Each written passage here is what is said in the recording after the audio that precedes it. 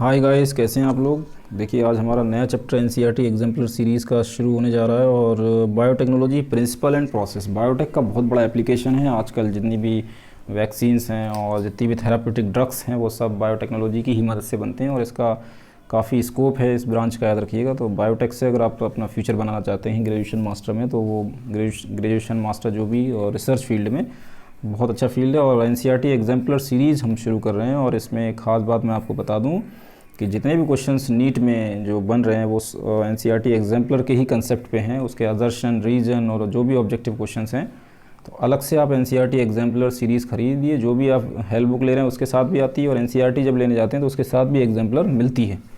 तो इस चीज़ का आप ध्यान दीजिए। चलिए स्टार्ट करते हैं, डिस्कस करते हैं क्वेश्चन।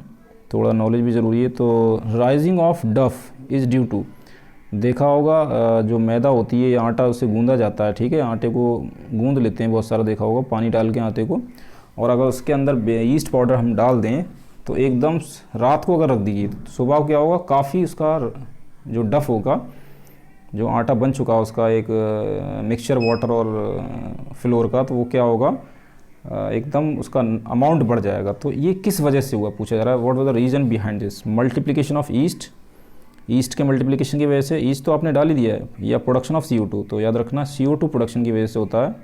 तो बी इज़ करेक्ट। चलिए आगे तरफ बढ़ते हैं। एन एंजाइम पूछा जा रहा है। An enzyme catalysing the removal of nucleotides from the ends of DNA के एंड से, डीएनए की जो स्टैंड होगी उसके एंड से न्यूक्लियोटाइड्स को जो एंजाइम काटता है उसका क्या नाम है। तो बाहर की तरफ से काटेगा तो एंडो तो होगा नहीं, तो क्या होगा, एक्सोन्यूक्लियेज। B is correct. चलिए एक्सो बाहर की तरफ से काटेगा। चलिए आगे की तरफ बढ़ते हैं और क्वेश्चन नंबर 3 की तरफ। The transfer of genetic material from one bacterium to another through the mediation of vector like viruses is termed as. इसमें ये बता रहे हैं कि जेनेटिक मटेरियल अगर आप एक बैक्टीरिया से दूसरे में ट्रांसफ़र करते हैं वेक्टर की मदद से, वेक्टर एक तरीके से डीएनए ही होता है, और तो ये प्रोसेस क्या कहलाती है। तो this process called transduction process. A is correct. चलिए आगे बढ़ते हैं। Which of the given statement is correct in the context of observing DNA separated by agarose gel electrophoresis. मतलब डीएनए को एग्रो जेल से सेपरेट करने की प्रोसेस जो होती है उसके रिस्पेक्ट में कौन सा स्टेटमेंट सही है। 4 स्टेटमेंट आपको दे रखे हैं। मतलब क्वेश्चन आप अच्छे समझ लिए, पहले आपको स्टेटमेंट करेक्ट बताना है, किस रिस्पेक्ट में आपको बताना है। याद रखिएगा कि in context of observing DNA separated by agarose gel जो होता है वो सी बीट से हासिल होता है, उसको उस पर डीएनए को रन कराया जाता है। अब आपको उसे देखना है, तो अगर आप उसे देखेंगे तो आप उसको उस कंटेक्स्ट में यू हैव टू ऑब्जर्व, उस कंटेक्स्ट में कौन सा ऑप्शन सही है। DNA can be seen in the visible light, sorry, क्या डीएनए जो है विजिबल लाइट में दिखाई देगा, तो it is wrong. Second option is what, DNA can be seen without staining, DNA can be seen without staining visible light, it is also wrong.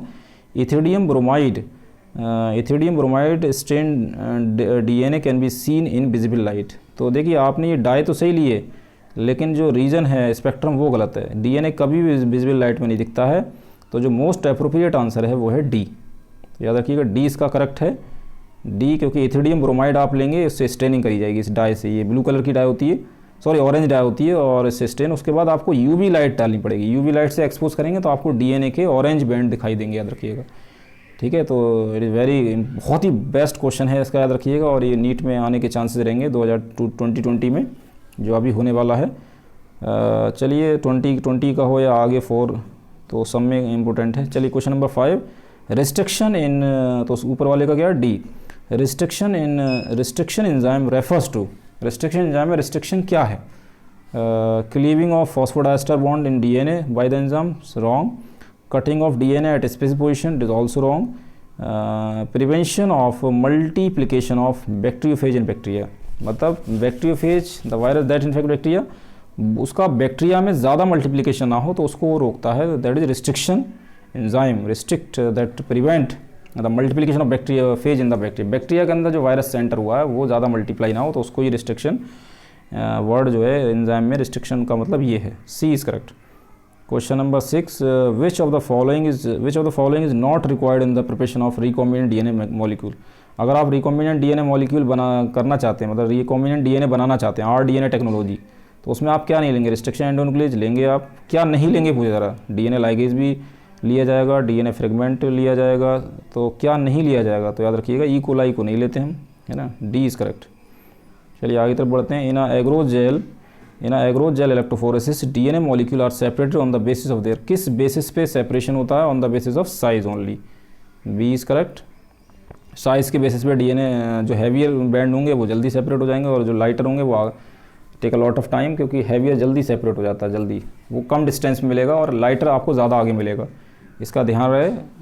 The most important question number 8, the most important feature in a plasmid to be use as vector, plasmid को vector की तरह क्यों इस्तेमाल किया जाता है, तो आपको बताना है कि why it is use as vector. ओराई क्या उसके अंदर ओरिजिन ऑफ रेप्लिकेशन होते हैं, बिल्कुल सही, ओरिजिन ऑफ रेप्लिकेशन वो साइट होती है जहाँ से डीएनए अपना नंबर बढ़ाना स्टार्ट करता है। 8 हो गया। 8 के बाद चलिए इसके बाद 9, या नहीं ऊपर की तरफ चलना पड़ेगा आपको 9 में।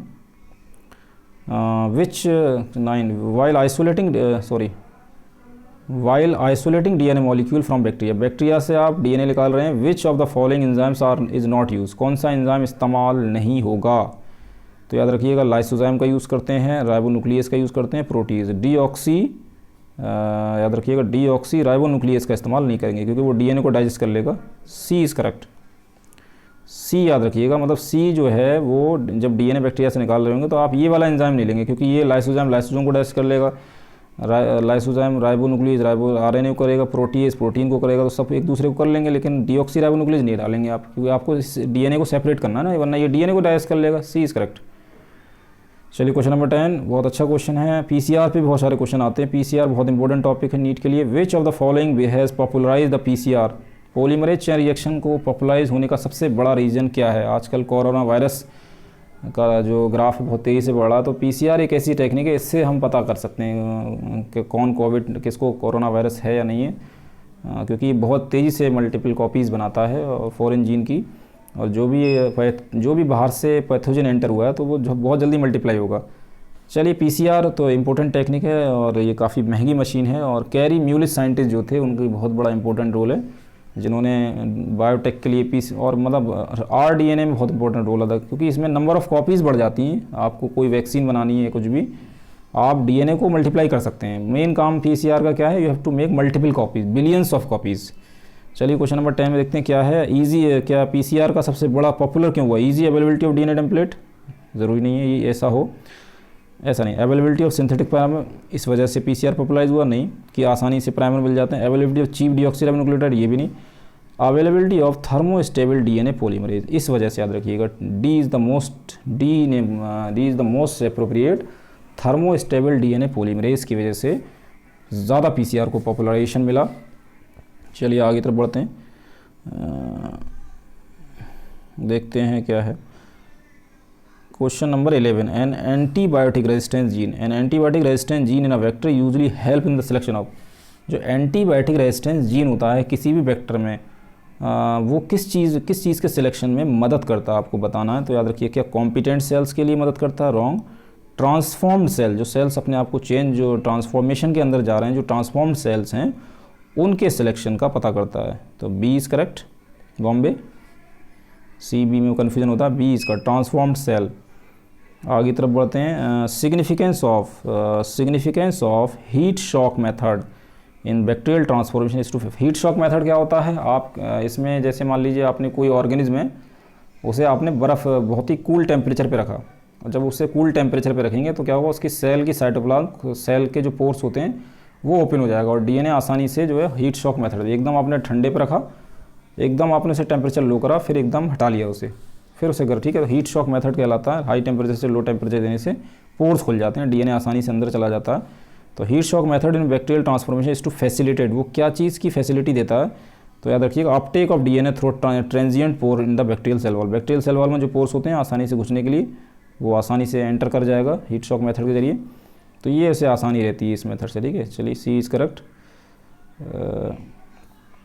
13 क्वेश्चन पे आइए, the role of DNA ligase in the construction of recombinant DNA molecule, मतलब जो डीएनए लाइगेज होता है उसका रिकॉम्बिनेंट डीएनए बनाने में क्या रोल है, is the role of DNA ligase in the construction of recombinant DNA molecule is, तो याद रखिएगा formation of phosphodiester bond between the two DNA, दो डीएनए फ्रेगमेंट, बिल्कुल सही बात है, दो डीएनए के फ्रेगमेंट के बीच में, ठीक है, ये याद रखिएगा क्या बनाता है, ये फॉस्फोडाइस्टर बॉन्ड बनाने का काम है, डीएनए लाइगेज एंजाइम है।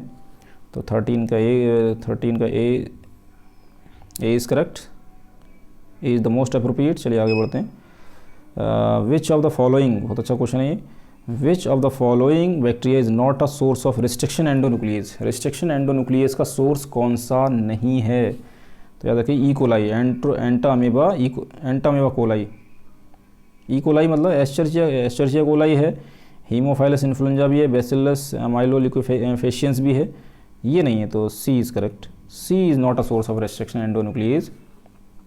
चलिए आगे तरफ बढ़ते हैं।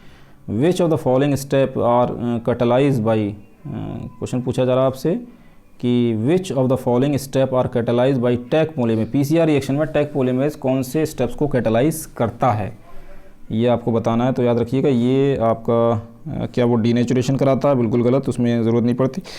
क्या एनेलिंग कराता है, हाइब्रिडाइजेशन कराता है टेम्पलेट डीएनए के साथ, ये भी नहीं है। तीसरा एक्सटेंशन ऑफ प्राइमर, क्वेश्चन पूछा जा रहा है extension of primer and on the template DNA, बिल्कुल सही जवाब। ये प्राइमर के जो टेम्पलेट डीएनए का जो एक्सटेंशन होता है उसका प्राइमर जो है प्राइमर के एंड को बढ़ाता है, इसका सी है, C is the most appropriate, primer end को बढ़ाता है टेम्पलेट डीएनए की स्ट्रैंड पर। 16 क्वेश्चन, ये थोड़ा बड़ा है क्वेश्चन, देखिए क्या कह रहा है। अब बैक्टीरियल सेल्स, ये थोड़ा लेंदी है लेकिन कोई बात नहीं, लेंदी है तो क्या हुआ, क्वेश्चन में कहा क्या जा रहा है वो पढ़ लीजिए। अब बैक्टीरियल सेल, सॉरी क्या है, a bacterial cell wall transform with a recombinant DNA that was generated using a human gene, however the transformed cells did not produce the desired protein, reason could be, कह रहे हैं एक bacterial cell है वो was transferred, वो recombinant DNA के जरिए transferred किया गया, that was generate using a human gene, मतलब इंसान ह्यूमन जीन की मदद से किसी बैक्टीरियल सेल को किसी रिकॉम्बिनेंट डीएनए में से recombinant DNA that was generate using human gene के इस्तेमाल करके क्या किया गया, बैक्टीरियल सेल को ट्रांसफॉर्म किया गया रिकॉम्बिनेंट डीएनए में। और जो ट्रांसफॉर्म सेल था, जो सेल ट्रांसफॉर्म हुआ, उसने कोई भी खास प्रोटीन पैदा नहीं की। You got it my point, what the question क्या कह रहा है, एक बैक्टीरियल सेल है वो रिकॉम्बिनेंट डीएनए के जरिए ट्रांसफॉर्म किया गया ह्यूमन जीन का इस्तेमाल करके, लेकिन जो ट्रांसफॉर्म सेल हुआ उसने खास डिज़ायर्ड प्रोटीन पैदा नहीं की, क्यों? तो याद रखिएगा ह्यूमन जीन में भी have introns which bacteria can not process, बिल्कुल सही बात है। इंसान के पास जो इंट्रॉन्स होते हैं जीन, ह्यूमन जीन, तो इंसान के जीन के पास जो इंट्रॉन्स होते हैं उसको बैक्टीरिया प्रोसेस नहीं कर पाता। A is the most appropriate answer. चलिए आगे तरफ बढ़ते हैं। हाँ, question number 17, which of the following should be chosen, which of the following should be chosen for the best yield a one were to produce recombinant protein in a large amount, मतलब इसमें पूछा जा रहा है इसमें best yield क्या होगा, अगर एक ऐसा है कि जो रिकॉम्बिनेंट प्रोटीन है वन वर टू भी प्रोड्यूस, एक ज़्यादा अमाउंट में प्रोड्यूस करा, तो इसका क्या मकसद है? Laboratory flask of largest capacity की जो बर्तन है, जिस बर्तन में बनाया जा रहा है उसकी कैपेसिटी ज़्यादा है, या जो स्टर टैंक बायोरिएक्टर है विदाउट इनलेट एंड आउटलेट, जो स्टर बायोरिएक्टर है उसके अंदर ना तो इनलेट है ना आउटलेट है, ये भी बात गलत है। कंटिन्यूस कल्चर सिस्टम, इसमें लगातार कंटिन्यूस कल्चर सिस्टम होता है, C is the most appropriate, ये रीज़न है। Who among the following was award the Nobel prize for the development of PCR technique, PCR technique के लिए, पीसीआर टेक्निक डेवलप करने के लिए किसको नोबेल प्राइज़ दिया गया?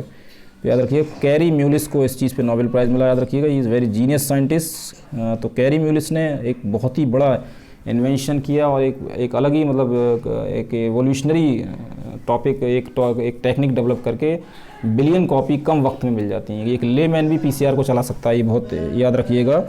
विच of the following statement does not hold true for the restriction enzyme, restriction enzymes के लिए कौन सा स्टेटमेंट सही नहीं है?